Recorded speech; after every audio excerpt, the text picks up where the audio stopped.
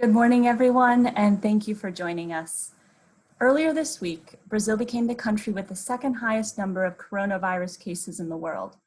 And on Monday, Brazil passed the United States for the first time to have the highest daily death rate.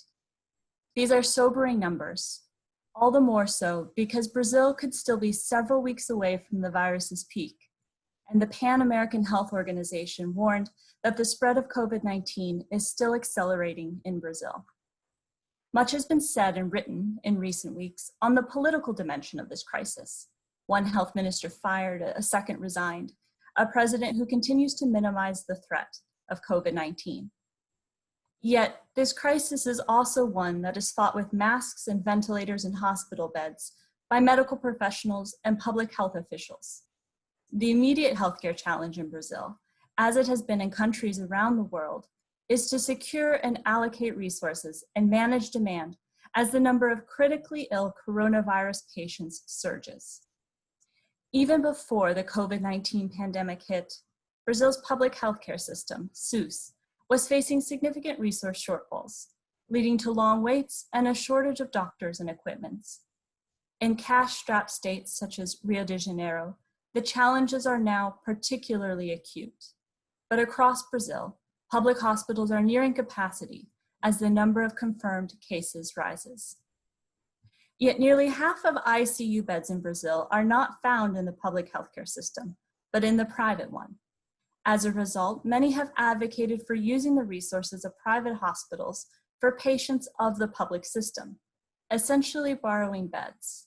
Just yesterday, the Brazilian Senate passed a bill that would require private hospitals operating at or below 85% capacity in their ICUs to provide beds to the public healthcare system, although the measure now does go to the lower house for review. It has become clear that coordination between the public and private systems will be essential to see Brazil through this crisis. Both systems bring unique strengths to the table. However, the nature and scope of that coordination, both during this crisis and after, is up for debate. How can we more effectively integrate public and private healthcare in Brazil? This is the question we pose today, a question made all the more urgent by the health crisis still unfolding in Brazil. But it is also one of great importance as we look beyond COVID-19. We at the Brazil Institute are very pleased to be partnering with the Institute for Health Policy Studies, headquartered in Rio de Janeiro, for this event. The Institute's Executive Director, Miguel Lago, is with us today and will join me in moderating this discussion. Before I hand the digital mic over to Miguel for his opening remarks, I would also like to introduce you to our excellent panel.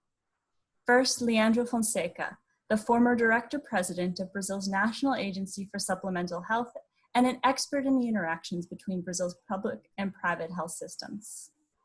Next, Ana Maria Malik, professor at the Fundação Getúlio Vargas' School of Business Administration and a coordinator of FGV Saúde. Joel Velasco is the Senior Vice President for International Relations and Head of Latin America at United Health Group, a key player in the healthcare sector in Brazil. And last, Maureen Lewis, who is the co-founder and CEO of Acesso Global, a nonprofit organization focused on healthcare in emerging markets. Just a reminder, if you have any questions for our speakers when we go to the Q&A in the second half of this event, please email them to brazil@wilsoncenter.org. Miguel, over to you. Good morning, Anya. Good morning, our brilliant panelists. For us at YEPS, it's an honor to be co-hosting this event with the Brazil Institute, and we're really looking forward for this discussion. I just wanted to introduce some figures and numbers about the Brazilian health system. So Brazil is the only country in the world to offer free health services to all its citizens, the only country in the world with more than 100 million people to offer free services to all its citizens. And Brazil has more than 200 million citizens. At the same time, it's interesting to see that we have not only a very strong public sector, but we also have a very strong and vibrant private sector that covers 22% of Brazilians' population. And when we look at the health expense in Brazil, it's absolutely comparable to the OECD average of a health expense. So nearly 9% of GDP that it's invested in health. But when we take a look on how are the shares between public and private on this health expense, we can see that Brazil only invests 3.8% of its GDP on the public system, while the average at the OECD is more or less 6.6%. So which means that we have a bigger share in the private expense than in the public expense, even though we have a public system that is ambitious enough to cover 200 million people. So those are some of the interesting and what makes also the health system absolutely unique. And and because of the strong, because Brazil has a strong public and private sector, it's absolutely essential that they cooperate together. I've gathered here 4 amazing people to discuss this matter, and very happy to pass the word shall start with Leandro.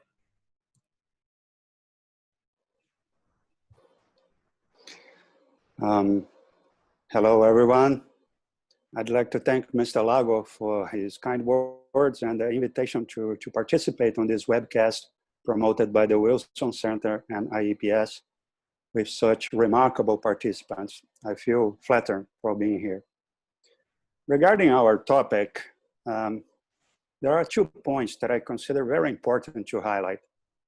First, I believe that the fiscal constraint in the post-pandemic world will pave a way for new agreements and new institutional arrangements between public and private sectors. And second, governments shall be pressed to do those arrangements, but also supported on how to implement them, as some obstruction may occur. Going deeper in my first point, we should note that during this COVID-19 pandemic, Brazilian population is becoming aware that prosperous nations are the ones that provide better healthcare for their population. There is a more clear understanding outside healthcare environment that health and wealth are intrinsically connected. In the near future, however, government will have to deal with how to pay the bill of the pandemic combat. Fiscal situation of the government was partially addressed with the Social Security reform that was approved in 2019. However, this effort will no longer reduce public debt, as the federal government is funding health actions and providing financial relief during this pandemic combat, with policies like social benefits for the private people, bailout schemes for companies, and financial support to states and municipalities. How this bill is going to be paid is still an open question. Therefore, my first point is the increasing demand for sanitary safety and better healthcare coming from the Brazilian society will find a state with huge fiscal constraints after the pandemic combat. More importantly, I believe that budget constraints in Brazil will naturally grant room for private investments on healthcare provision. Governments will be more open for public-private partnerships in healthcare. They will be forced by the fiscal constraint to be more pragmatic and less ideological in order to provide better solutions in the coming years. Now going deeper in my second point, politicians and the public sector in general don't know how to make efficient public-private partnerships in healthcare. The governance of the public system is fragmented among more than 5,000 municipalities, 26 states, 1 federal district, and the federal government. But more importantly, the bureaucracy is brutally complex with several norms that make it very difficult to implement new policies and new institutional arrangements. I would state that this complex and bureaucratic net around the governance of the system is like heaven, but for some consultants. They fish in a bowl of unskilled state and municipal health secretariat. But the system is like heaven not only for these consultants, some law firms also gain money from the increasing litigation in the healthcare environment. And politicians who just replicate the current model in which building low-scale public hospitals and providing inefficient healthcare access are delivered like a gift to the population, they also enjoy political dividends. A clear and better view of the system's inefficiency can be seen when analyzing patient pathways. Consider, for example, a patient that has an ambulatory coverage from a private health insurance plan in which hospitalization is not included, or does not have any health insurance coverage and take a private consultation.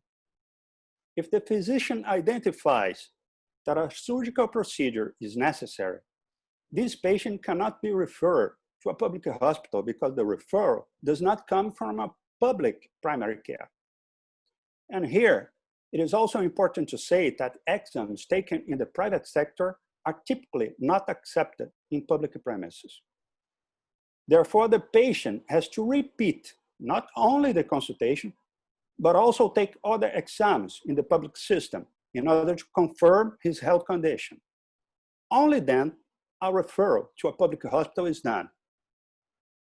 In other words, consultations, referrals, and test results that were privately paid are not valid on public healthcare premises. So here's my second point.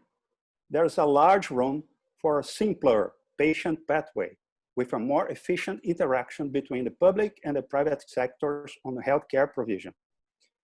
It is possible to avoid duplication of efforts, the waste of resources, and to overcome possible inequities with a proper design.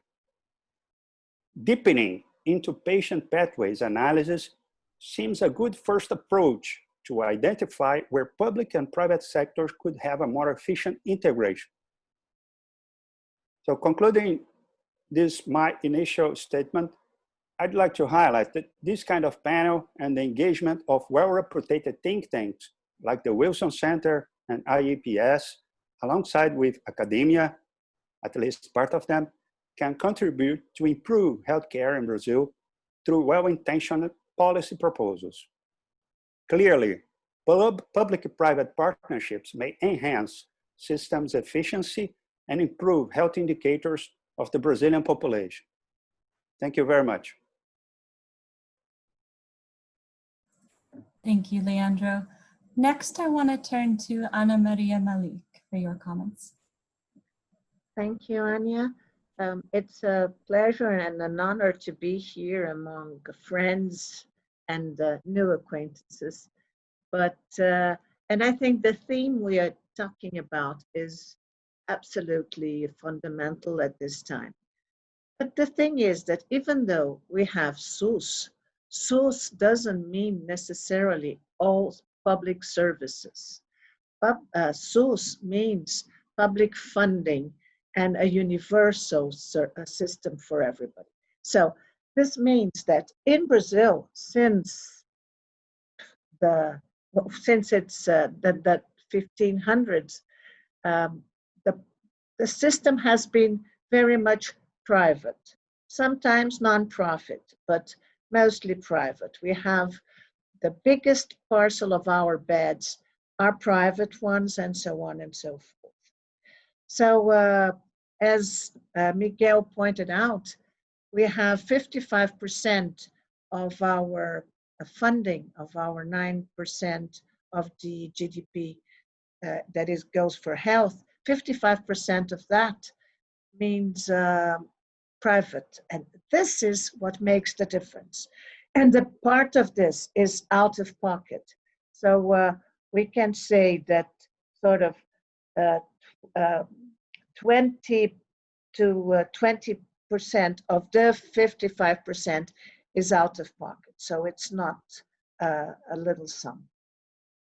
Then we have to talk about the willingness and the need for public bed or for private bed occupancy by public sector. The first thing is, with the pandemic, we have seen a low occupancy rate in private beds. And so this means inefficiency because they are there and they are not being used. So they are not being paid for. And the personnel is still there. And well, the whole infrastructure is also there. So there's the first thing, which means willingness from both sides to cooperate. Because you cannot cooperate with willingness only from one side and from the other one, or for the other. And then we see Brazil is a huge country, so we have very independent states and very independent municipalities. What we see is that some states, like Espírito Santo and Maranhão, have already done some state laws to enable the state to use private beds. And one municipality also has done that, with different kinds of response and different kinds of approaches in the relationship between public and private. So some of them were very friendly, some of them were not friendly, they were more threatening than friendly. Then if we're talking about agreements, in some cases there's the issue about how are those private beds going to be paid for? And so comes another issue that's very interesting, because hospitals in Brazil are very different among them. And they're also different if you talk about their infrastructure. So there are some of them who really do have high costs. And there are some who don't have that high cost because they don't have the same kind of infrastructure, even though they're quite adequate to being ICU beds. So issue number one, you cannot improvise ICU beds. Either they are there with the infrastructure, personnel and stuff, or forget about it because they are going to be dangerous, hazardous for those who use them. Number two, they don't cost a lot. So you have to discuss the price and the costs. But in Brazil, the cost of healthcare is also a huge secret. It's almost a $1 billion question. How much does healthcare cost in Brazil? So I finished my initial remarks by this. I mean, I'm talking efficiency, I'm talking willingness to work together, I'm talking fairness towards the Brazilian population. Thank you. Joel Velasco, I'm going to give you the floor next. Thanks, Anya, and Miguel, good to see you there in Rio, I hope, or Sao Paulo, I hope. We'll see which one. Good morning. It's really a pleasure to join you on this panel to discuss a topic that's really of timely and critical importance to United Health Group's mission of helping people live healthier lives and helping make the health system work better for everyone. I'll try to limit my initial remarks here so we can have a dialogue, which is really the underlying reason for this event. I'll start by, let me just give you a very brief overview for about United Health's focus in Brazil, and then I will turn a little bit, try to describe some of the challenges we're facing, as well as talk about ways we believe we can improve the health system in Brazil. Hopefully in these remarks, I will address several of the questions, Anya, you've asked me before, but I'm sure I can take them in the Q&A. So here we go. First, I think United Health Group is a diversified healthcare services company based in the United States. We are dedicated to the proposition that we can help people live healthier lives and make the health system work better for everyone. We're more than 300,000 people, about 400,000 of those are in Brazil, and they wake up every day, whether from our offices or in my case, from home offices or in our clinics or hospitals and outpatient facilities with a single objective. And I think that jives with what Ana Maria was saying. We want to develop a next generation health system in a socially conscious way. We're here to partner. We serve our individuals through broader health system through really two platforms. One is what most people know us from as a health benefits business known as United Healthcare, and Optum, our health services business. what I would like to then focus on a little bit here, if you want to, I'm happy to go into more details about the company. But what we are at a core here doing in Brazil is we entered the country in about 10 years ago through acquisition of Brazil's leading health plan company, Amil. The business has really grown and evolved quite a bit since we arrived there in about 2012. And as I said, we have about 40,000 employees, of which the majority are clinicians. So they're in the front lines of our operation. We have operated under two brands, Amil, that everybody seems to know about, where we provide health and dental plans to about 6 million members in Brazil through both group and individual plans. We also have America's Serviços Médicos, which is a holding company for a group of hospitals and outpatient clinics. All told, we're about 35 hospitals in Brazil, making us one of the largest hospital groups in Brazil. To the core of our discussion, how is the private sector supporting the efforts to combat COVID? Well, we're in the front lines of that fight. We have about, literally today I was looking at our dashboard, we have about 1,300 or so patients in our hospitals, with over about half of them in ICUs right now. Our occupancy rate is very high, and as is, I would say, most of the people in hospitals are peer hospitals. And we're really thrilled when we discharge patients. If you may have seen some of these videos on the internet about patients leaving hospital with COVID, I think that's the unsung. Those are really great stories. At the outset of the pandemic, we launched several efforts, everything from flying a plane full of PPEs, unfortunately from China, to hiring, not firing actually, thousands of employees. I believe we've hired over 2,000 employees in Amil already.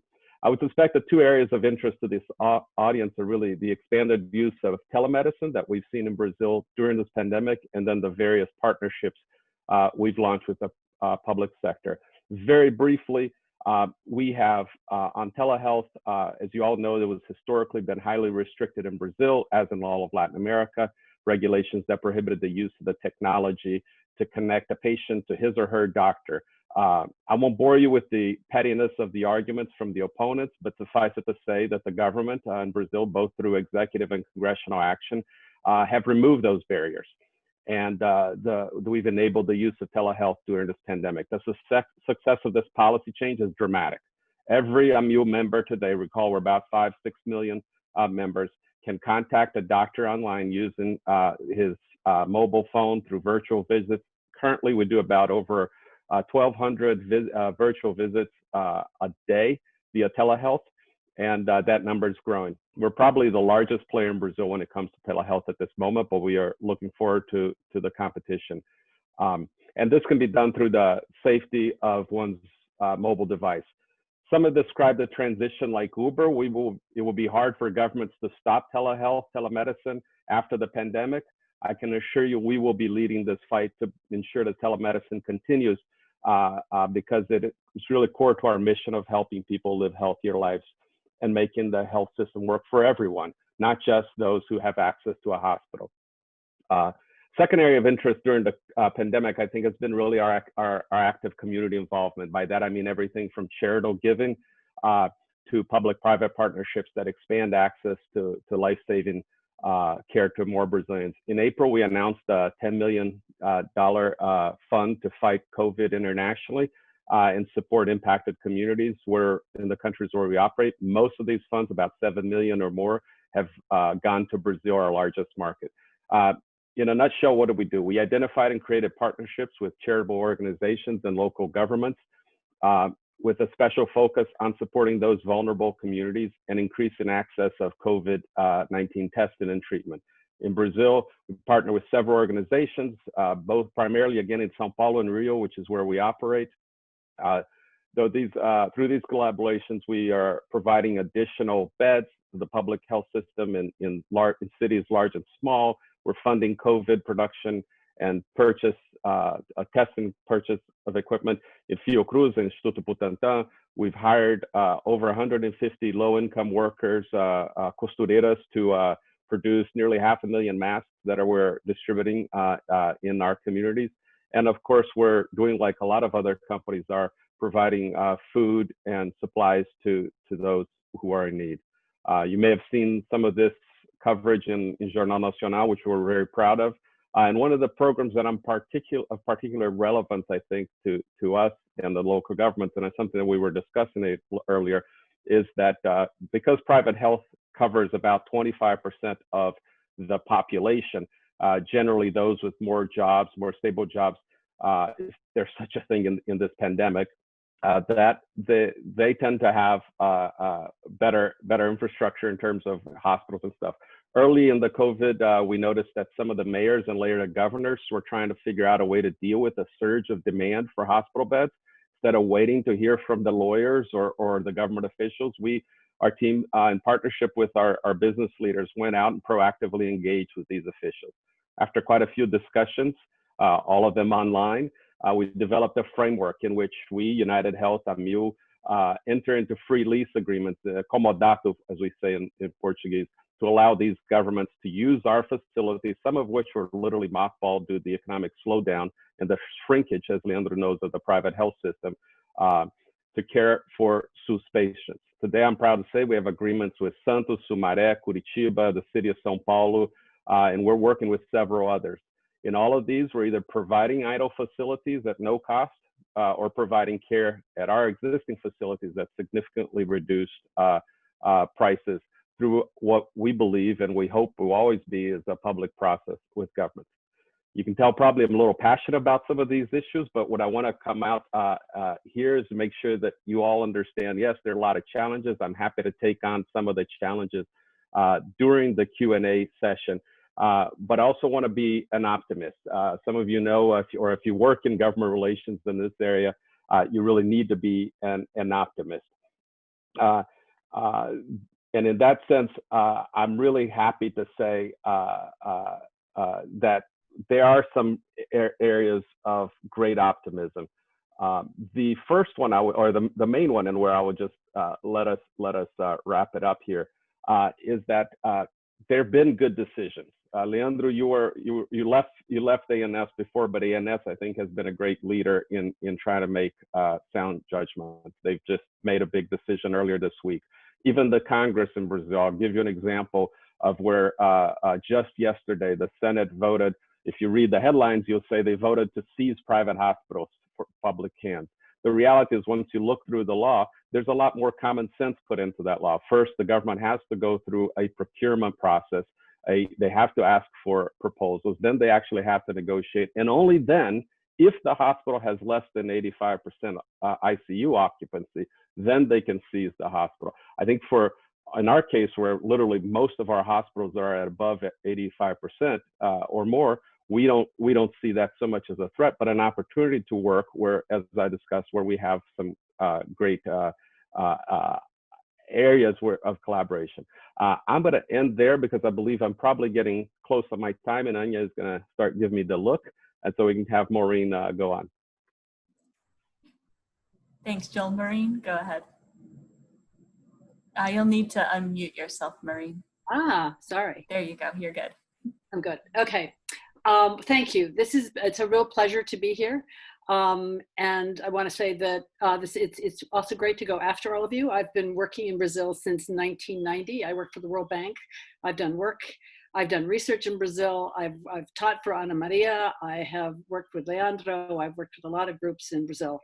And I think this conversation is really not only timely, but I'm hearing a lot of things that I've tried to talk about over many years, and there was very little interest in discussing it. And this public-private issue, as Leandro, I think, rightly said, has been so ideologically charged. It's been very hard to have a coherent conversation. But I think that COVID has really made a big difference. And I see a lot of parallels between the US and Brazil in terms of the kinds of things that it has played up. Telehealth being probably the most obvious one, because the resistance in the US was equally intense, and it has now taken the medical profession by storm. But I think that also within the Brazilian context, the shortcomings of SUS and of the health system itself has become much more obvious. And I think I'm going to talk about a few of them, but one of them that I think is really problematic is how hospital-centric Brazil is. There is no primary care. there is no integrated care. And when you talk about primary health care in the private sector, they will, the Amil is the exception, and there are a few others like Prevent Senior and a few others. They'll basically say, no, this is for poor people. So there is a real agenda there to try to move this. One of the things I think we've learned in the US in this pandemic is that primary care has played an enormous role. The idea that you go to a hospital and you get COVID, they've been very aggressive in the US. And I think that if you have primary care, you can do triaging earlier. So I think this is a really big issue because there's a fragmentation both within the public system, because in the public system, Leandro gave the example of going from the private sector, from the public sector to the private sector. But within the public sector, if you go to a new hospital, they may redo all those tests again because they're not quite sure they're right, or they can't find them. So that fragmentation is also an issue. And the third form of fragmentation is that because it's such a because healthcare is done at a municipal level, every municipality wants its own hospital. So the majority of the hospitals in Brazil have less than 50 beds, which is not only inefficient, it doesn't provide quality care. So those three kinds of fragmentation at the municipal level, at the non-integrated care level, and between public and private really creates, I think, an environment that is very difficult. And the kinds of things that Ana Maria and Joel and Leandro have talked about are basically saying, look, we're trying to take a new look at this. And I think this is really fundamental. So with that as background, I just want to talk a little bit about the private and the public sector, because I've worked with both. And I see some really, they're very complementary, but they're problematic for many of the reasons that Leandro laid out. Paramount among them is the ideology. But in the private sector is incredibly innovative. I mean, you find everything in Brazil in terms of the delivery of care. Some of it's very high end, but some of it is very responsive to certain segments of the market. And you don't find this in very many countries. I mean, something like Dr. Consulta, which focuses on low income communities, precisely because SUS is not necessarily following up fast enough. They're not agile. I think Leandro laid that out really nicely. So that's been sort of the private sector response. And the private sector has sought to work with the public sector. However, switching to the public sector, again, echoing others, is that it's quite inefficient. Quality is uneven. No one knows what the quality is. That's a big problem. And many of the states and municipalities just don't have the size to basically be able to put into place a system. And you have the family health program, but it's unrelated to the primary care program in SUS, and it's unrelated to hospitals. So you've got parallel systems working that don't work to help you triage patients, that don't help you to manage a situation like COVID, and doesn't help you relieve hospitals, because that's ultimately what the primary care has done in Europe and in the US. So on the public sector side, there have been efforts to do PPPs, but this reimbursement issue is a very big one. I don't know, I think this is an issue to really be discussed, because what has happened in the past, there was, when SUS got going, the idea was that they would finance the nonprofit hospitals, but the reimbursement levels were identical to what they gave the public sector providers, who were receiving infrastructure and staffing and equipment, and they were getting the same on a per patient basis. So that created an untenable situation, and many of those hospitals have gone out of business. So I think this is something sort of to think about. There's an excellent system of PPPs in Sao Paulo, in the state, called the OSS hospitals, where the government is financing nonprofits to deliver care. It works extremely well. And as far as I'm concerned, that is where the future lies for a lot of PPPs, because the pricing issue is dealt with upfront, and the process is highly geared to performance. And there's one thing that Joel said that I think we should also think about, is that doing things on a no-cost basis is great, but that's charity. That's not viable long-term. I mean, you can do a certain proportion that's charity over time, but to have a viable system, it's going to be really important to have there be some agreement as to how this is structured and how it can go forward. And I go back to these OSS hospitals that we can talk about if anyone's interested, but they have a quality and a pricing structure that works and has been working for 20 years. Across administrations in Brazil is quite an achievement. So I think that's something that should be looked at. There are many other things that we can talk about, and I could talk extensively, but I'd like to pass it back so that we can talk about things that the audience would like to know more about. So thank you very much for this opportunity. It's been a pleasure. Thank you, Maureen. Thanks to all of our panelists for their remarks. Just a reminder to those of you watching, you can email us questions for our panelists at brazil@wilsoncenter.org. So to start it off, I actually want to ask a question, moderator's privilege. And my question is about inequality, which is one of the real concerns and one of the challenges that Brazil is facing when dealing with the COVID-19 crisis. And I think more broadly, not just economic inequality, but also inequalities of race, gender, regional inequalities when you look at access to hospital beds, for example.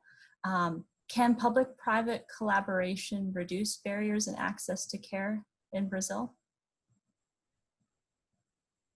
Ana Maria, would you like to take that? Sure. Well, so Brazil is huge. The US is huge, but we have huge differences. So when Maureen was saying that we have a very strong and creative and so on private hospitals, a private sector, I was thinking about we have roughly 6,000 hospitals in Brazil. Maybe 200 are those innovative ones. So we have 5,800 who are not. If we talk about, for instance, accreditation in Brazil, the process started in the year 2000. Until today, we don't have 8% of the hospitals between public and private ones who are accredited or who were interested in becoming accredited for any kind of reason. So there's no competitiveness in the sector. We are talking also about the coverage of private plans. So I won't talk about a subject that is the everyday life of Leandro, or was, but there are some states where the coverage is close to 50%, like São Paulo, and eventually some cities like Belo Horizonte in Minas Gerais. And we have some states like the North where the coverage is below 5%. So, and of course, for COVID nowadays, if you're talking social isolation, we see that the people who don't live in conditions where they can be isolated at home because they simply don't have homes, they are those who are going to get the thing now. Because there are people saying that it has the COVID in Brazil has come through the penthouse, but nowadays it's gone through the dungeons. So that's where we are nowadays, and the heterogeneity of the country is something that people are going to die simply because they are poor or because they live in states where there's no infrastructure, disregarding of the money they have.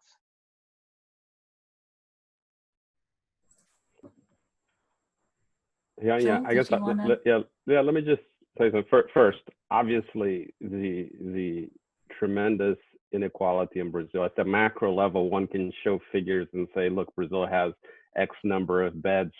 They're similar. They even maybe have a greater percentage of beds in a population than some European countries. The truth of the matter is, the inequality, the differences, both regionally but also socioeconomic in Brazil are huge, and that makes a big difference. We are obviously primarily in the São Paulo and Rio markets, and I think anybody who has private health insurance is generally, it's the top quarter of the population. I think what we need to think of, and this is where I want to come back to something Maureen was saying, is, you know, there's no free lunch. I mean, let's be clear. We're contributing right now, both in philanthropic, charitable ways, because that's what you can do now. But when we think medium and long term, we have to address, how does this get funded? And there is no one size fits all solution. I think Brazil is too large, too complicated, just like the United States. And there's not going to be a single payer, single line, single whatever silver bullet that's going to solve this problem. And what it will come down to, and I see Maureen raising her hand, is how do we fund this? Yeah, I agree with you about that. And I think that there's another big elephant in the room, because the initial idea of SUS was it was going to take over everything and the private sector was going to wither away, which clearly didn't happen. But the big issue, I think, in inequality is the quality of SUS. I mean, Ana Maria touched on that, but the fragmentation is part of it, where you have these small, inefficient, very low quality hospitals. And you are not looking at the quality from the perspective of the patient. And Leandro talked about that quite a lot. And I think that within SUS and between public and private, there has to be some way that the patient gets to move through a system. And the quality issue is both that and what Ana Maria mentioned was accreditation. You don't know what you're going to. In the city of Curitiba, there's only one hospital that's up for international accreditation of hospitals. It's a major city. So, and if you go to the Northeast, almost none are accredited. So you've got a quality problem within SUS of various dimensions. And that, I think, leads to great inequality in terms of access. May I add a quick comment?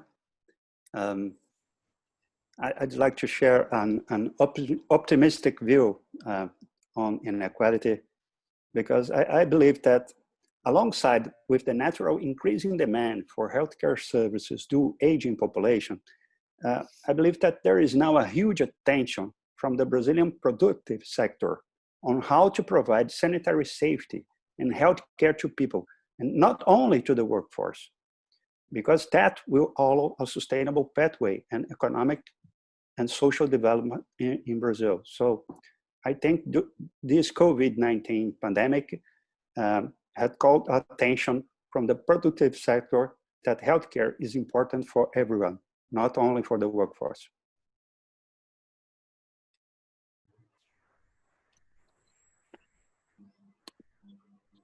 Very interesting. I had one question concerning fragmentation that I wanted to ask for the four of you, but adding a little bit on what Maureen was saying and about what Leandro said. So we know that the fragmentation of health services is a commonality among Latin American health systems. It's not something only in Brazil, something that we can see in Argentina, we can see in Chile and other countries in Latin America. But as Maureen said, fragmentation generates inequalities, higher costs, inefficiency. So as we move to a further cooperation between public and private sector, what are the measures that we can take to reduce fragmentation and promote more integration? Well, Go ahead, Maureen. no, that's all right. That's all right. I got credit for putting it on the agenda, so you can take the first crack at it. I'll follow up. Okay, so what we see is some of the attempts that have been done show that people try to keep what is nicer and send away what they don't like to do. What we see is that, for instance, high complexity, high cost in Brazil is very much financed by SUS. So SUS finances transplants, SUS finances oncology. Of course, there's some private payers that do that, but it's mostly SUS. So when you talk about fragmentation, eventually you should think about sitting together, private and public, and do some planning that goes along the needs of the country, the needs of the population. What we usually see in Brazil is that the offer side, the supply side, tells what is going to happen. And this is an absurd, because actually they're the needs of the population that should drive the whole planning issue. So since we have it by means of the supply side, I think this is a huge problem. And people say, what I want to do, what I can do, what I know how to do, and what pays best. This is not fair to anybody. Yeah, can I, let me follow on that. You know, I think there are a few things. One is the structure of the public system needs to be integrated. They have, everything is done in parallel, it's structured in parallel. And so you can't integrate for the patient. No one's coordinating for the patient. And that, I think, can be managed. And I think Joel mentioned this issue about, you know, using cell phones. This is an innovation, and you can't make an appointment in the SUS system with a phone. You have to go there in person. This makes it very difficult. So I think that's one area where I think it's really going to be critical, because you've got to leverage that community-based care to help people get and control getting into the hospitals, but in a much more efficient way than it's done now. The second thing is that there have been tests over time of getting municipalities to work together to try to build a system that works for a bunch of small municipalities. If you don't have the states involved to help build that, I don't think they ever persist. That, I think, is really important, because some of the municipalities have, 6,000 people. You can't have a health system that's worth much in terms of the range of care with that size of a municipality. So I think the states have to play a role for that. And I think with the private sector, I think the kinds of things we've been talking about, of how you reimburse, quality questions, how you oversee, it's going to be really, really critical to making public-private collaboration a much bigger issue, much more effective way of delivering services. May I add a comment? Go ahead. Well, I think we have to deal with fragmentation as a fact. We don't have to fight with the fragmentation. The public system is fragmented. The private system is also fragmented. There are more than 700 private health insurance, for example. And so I believe that dealing with this fragmentation, but working on how to be this system more patient-centric would be a better way to deal with this kind of fragmentation. I mentioned in my first intervention that test results and referrals coming from the private sector that are privately paid are not valid on public healthcare premises.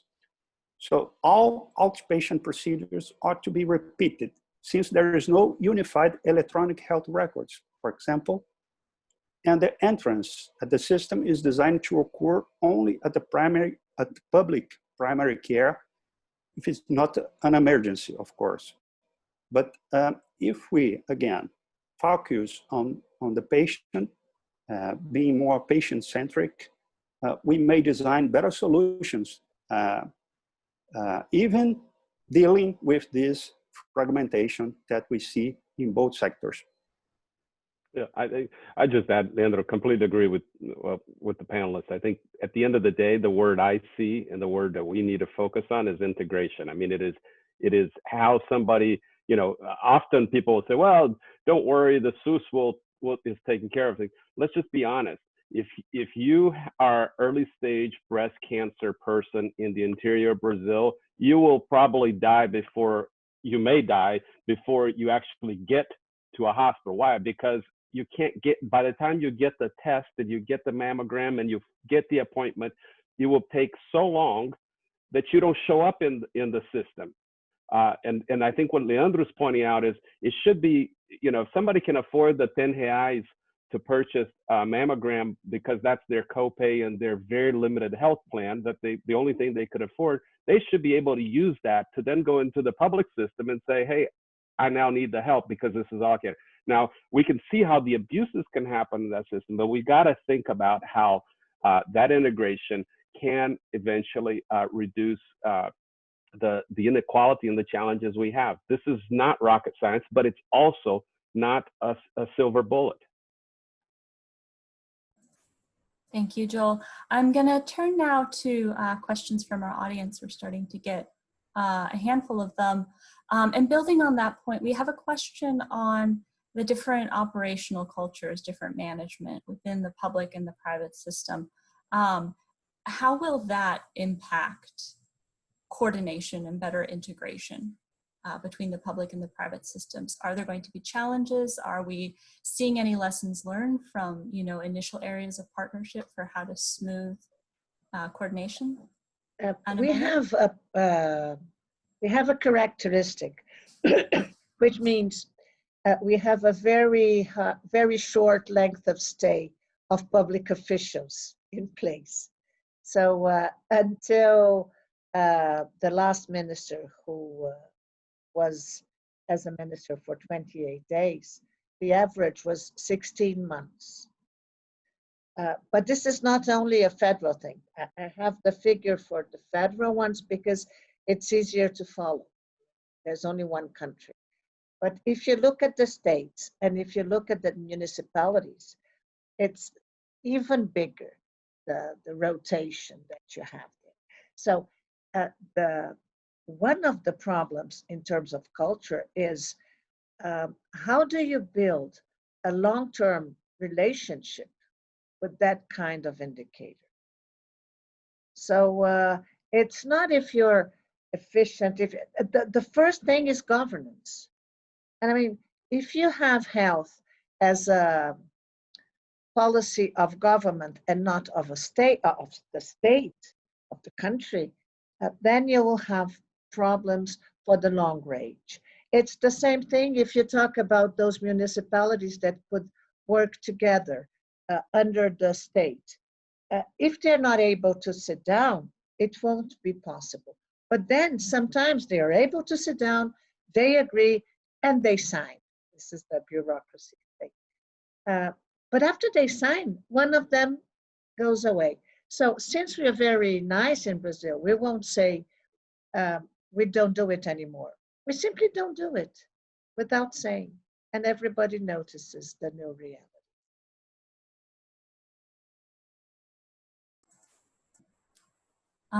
We have about 8 minutes left. I have a question from Jihan Abdallah with Al Jazeera English. And she asks, what are the differences right now in capacity between the public and the private hospitals in Brazil as they're treating COVID-19? Are there real differences in terms of access to protective equipment, access to healthcare workers?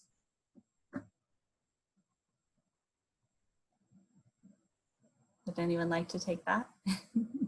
Joel? I'll just say, I think one of the dilemmas, and I forget who mentioned this, is the lack of data, right? So it's kind of honestly hard to tell. I think what we've seen, not surprisingly, the private system has better equipment. I think in the public system, the issue isn't so much of lack of equipment or lack of beds. It is just the management of it.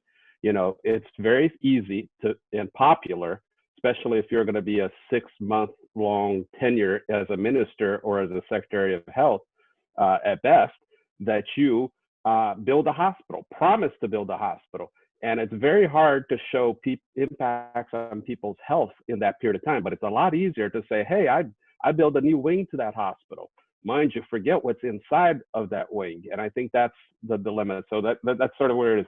I would say, I think Brazil, unlike some other markets, has the capacity to make sure it has all the resources for its hospitals. I think what we lack is, again, a better integration between the two systems, so that, what we've been trying to do is figure out, okay, we do have some idle capacity, not much. When all your ICUs are at about 85%, and we know cities like Rio are at about 90, that basically means there are no beds. There's a waiting list for people to get into the ICU, and it takes you you need some space to actually get the beds turned over and the rooms cleaned. So that is the dilemma we face. The solution, I think, is ultimately trying to integrate and recognize that there is a cost, and this cost needs to be borne not just right now, but over a period of time, because if it's not sustained investment, there's not going to be long-term health. Thank you, Joel. We have just a few minutes left. I want to give all of our panelists about 1 minute, 60 seconds.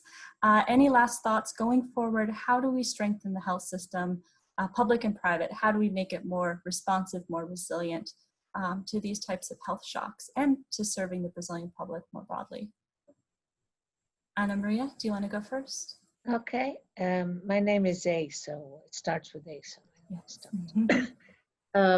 what we do have is two very important things that will increase the resilience of the system. Number one, we have to look at trying to learn with what we did wrong. So we have to look at what happened and try not to repeat the mistakes, because repeating the mistakes is absolutely dumb.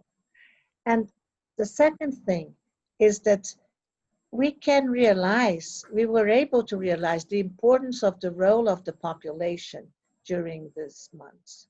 So when the population was asked to cooperate, the population cooperated. So population has to be taken seriously, much more seriously than what they have been, the citizens have been taken until now.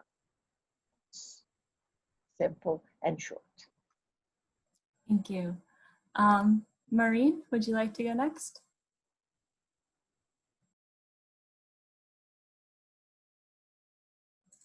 Unmute yourself, Maureen. Microphone. Okay, this has been a really interesting session on some really important issues, and I want to thank you for putting us together to talk about it, because I think these are sort of the core issues that Brazil is going to have to deal with. And I want to go back to something Ana Maria said and was implicit in some of what other people have said, and that is data. You look at how well INS knows what's going on in the health sector and the private sectors because they have data and they use it. And Brazil's had data for hospitalizations for 30 years and they don't analyze it, they don't use it. But using data to be able to run your system and know what's happening and know if people are getting access and know whether or not you're managing it well is really fundamental. So it's really a question of having and using data and using it for management purposes. I think it would help to break down the bureaucracy. I think it would help some creativity. I think it's probably the one thing that if you could drive, it could address some of the questions that we've asked here. They would know that the reimbursements are inadequate to the private sector. Right now, this is what I think. What is it based on? I don't know. So I think this data question becomes really important for the future. And I hope COVID will be the impetus for changing a lot of things that don't work and building on the things that do. So thank you again. Thanks, Maureen. Joel, your final words, 45 seconds. Sure. No, listen, two very brief points. First, I think let's remember we're still in a pandemic. We're not looking rear view mirror. We're in the middle of it. And as I said, we have, in our system, we have over 1,200 patients right now. Half of those are in ICU. Many of those may not survive, and there are more coming. So let's remember that part. The second thing is the point I was making. I believe fundamentally that the public and private health system can work in Brazil. It's going to have to. The government can't afford it, and the private sector alone won't be able to do it. So we're going to have to work together. I think it's time, and I think we just need some leadership in that. And certainly United Health wants to be part of that solution. Thank you, Joel. Leandro, the final word to you, 45 seconds. You'll need to unmute yourself. Well, first of all, thank you very much for the invitation, for being here. It was an honor to be in this panel with such remarkable participants. Well, just to make a quick wrap up of what I've said, I believe that the lack of integration between the public and the private sector is more clear when analyzing patient pathways from one tier to another. And in this context of fiscal constraint in the coming years, governments will be more open for public and private partnerships in healthcare in order to provide better solutions for the Brazilian population. And they need not only to be pressed to be more pragmatic and less ideological, but also supported to overcome inertia and do new agreements and new institutional arrangements. I do believe that public-private partnerships could enhance systems efficiency and provide better health indicators for the Brazilian population. Thank you very much. Thank you, Leandro. All right, I'm going to have to wrap it up. I'd like to thank our partner Miguel Lago with the Institute for Health Policy Studies and all of our panelists here today. Thank you very much. Thank you. Again, thank you so much for all the panelists at the Brazil Institute for this amazing conversation. Thank you.